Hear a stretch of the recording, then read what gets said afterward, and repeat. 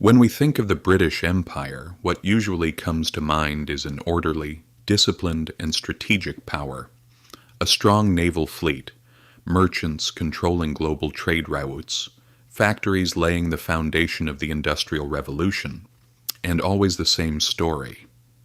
They worked hard, they planned, they succeeded. But when we look deeper into the pages of history, the situation becomes far more complex. In the late 1500s, the balance of power in Europe was quite clear. Spain held the strongest position.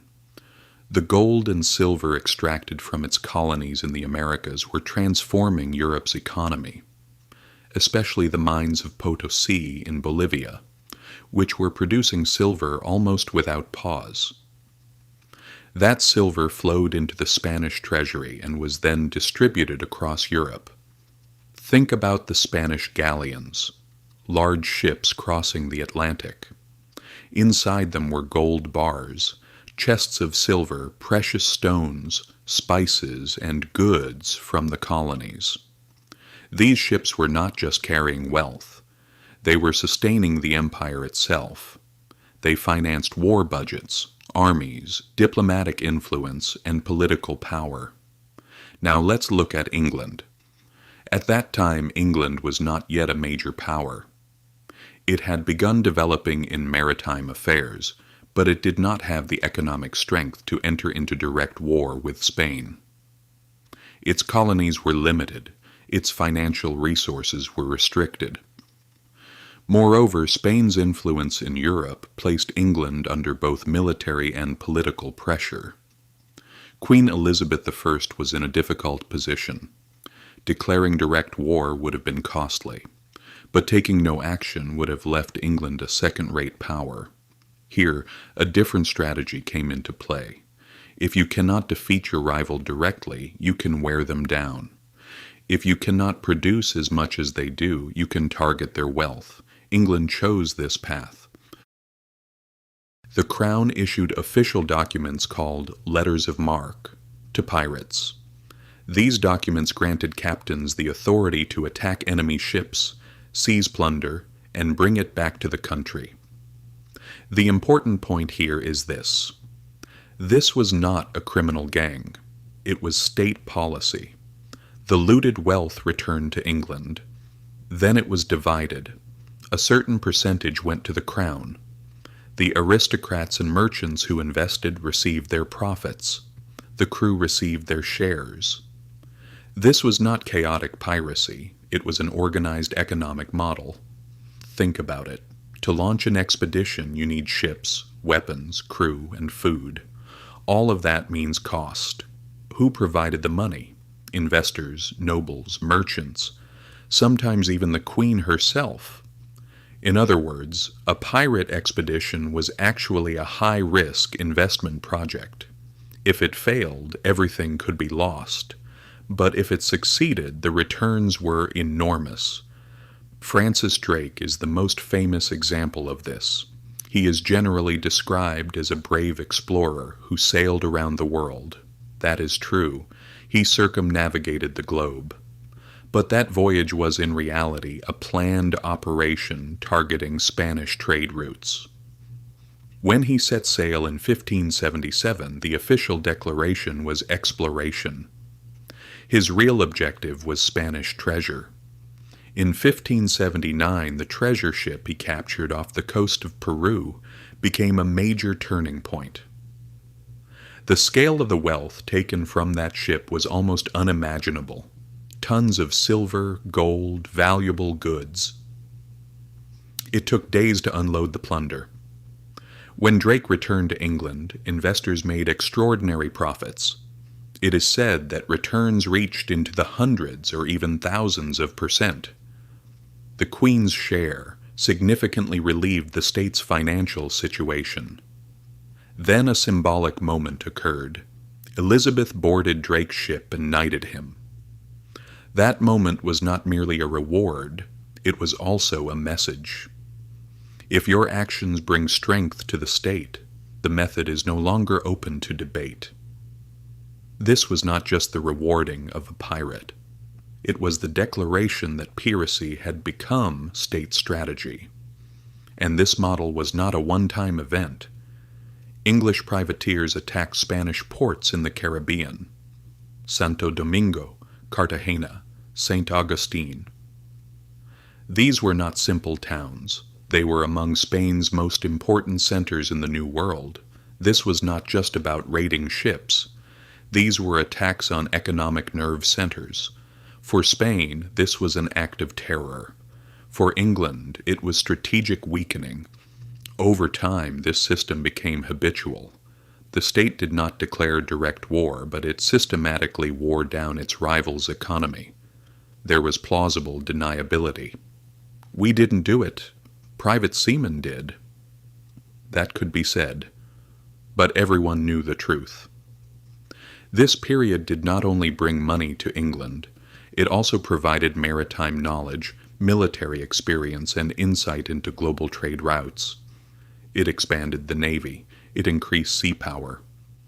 And most importantly, it generated capital accumulation. That accumulation would later form the foundation for imperial expansion. In the first part, we examined how piracy became a systematic economic structure. Now let's move to a broader perspective. Because this was not just about the adventures of a few brave sailors, the real issue was that this structure was powerful enough to change the destiny of a nation. Spain's treasure ships were no longer safe. The Atlantic was no longer a secure trade route, but a constant battleground filled with threat. Every voyage carried risk. This increased insurance costs, expanded defense spending, and created psychological pressure. Meanwhile, England gained strength. The money obtained from plunder did not go only to palace expenses. The navy was expanded, new ships were built, naval technology advanced, port infrastructure was strengthened. English sailors gained experience in open sea warfare. This experience was crucial, because sea power meant global power. While wearing Spain down, England was simultaneously laying the foundations of its own maritime empire. This foundation was not abstract. It had a tangible financial structure. Silver, gold, and captured goods flowed into the English economy. This money was invested in trade. New projects were financed. In other words, piracy was not only plunder, it was also capital production. Then Henry Morgan entered the scene. Morgan's raid on Panama was perhaps one of the most striking examples. At the time, Panama was a strategic point for Spain, a transit hub for wealth coming from South America. Morgan advanced overland with his men and captured the city. Fighting broke out. The city was destroyed, wealth was carried away. Normally, this would have been considered a diplomatic disaster, because England and Spain were technically at peace. Morgan was sent back to London. Up to that point, everything made sense. But what followed was remarkable. He was not punished. On the contrary, he was knighted and appointed Lieutenant Governor of Jamaica. What did that mean? It meant this: if you are useful to the state, some bending of the rules may be tolerated. It is important to understand this. This structure was not accidental. The state, private entrepreneurs, and military power were intertwined. Risk was undertaken by individuals while profit accumulated at the center. Over time, the system became more respectable. Open piracy gave way to chartered companies. The East India Company is the best-known example. Imagine a company that could wage war, raise armies, collect taxes, and govern territories. This was no longer a pirate ship. It was institutionalized power. But the logic remained the same. The resources were outside. Control was in your hands. The flow moved toward the center. Companies monopolized trade. They took control of local economies. They collected taxes. They directed local production. Sometimes they used direct military force. This did not appear as obvious plunder. Everything was carried out through contracts, agreements, and commercial language, but the direction of economic flow did not change. And here the central question of the text emerges. Do empires really grow only through hard work and good management, or are power, opportunity, and the ability to build systems the decisive factors? History teaches us this.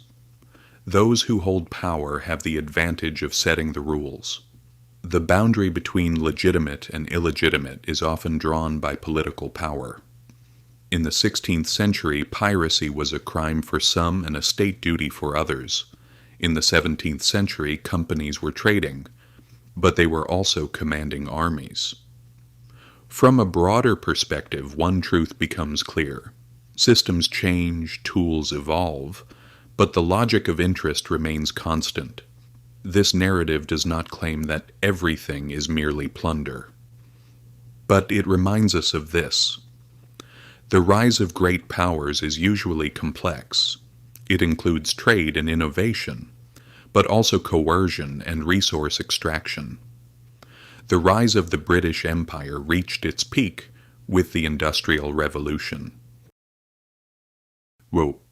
But before reaching that point, the economic struggle fought at sea, the capital accumulation that began with piracy, and the strategies that weakened rivals all played an important role. Perhaps the most striking point is this. History is often a story written by the winners, and winners tend to call their methods strategy. This perspective may feel unsettling because it challenges the romantic imperial narrative, but history is rarely comfortable.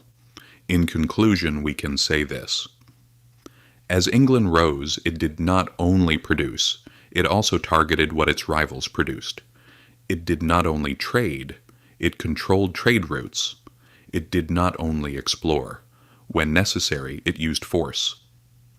And this complex mixture ultimately contributed to the formation of one of the largest empires in history.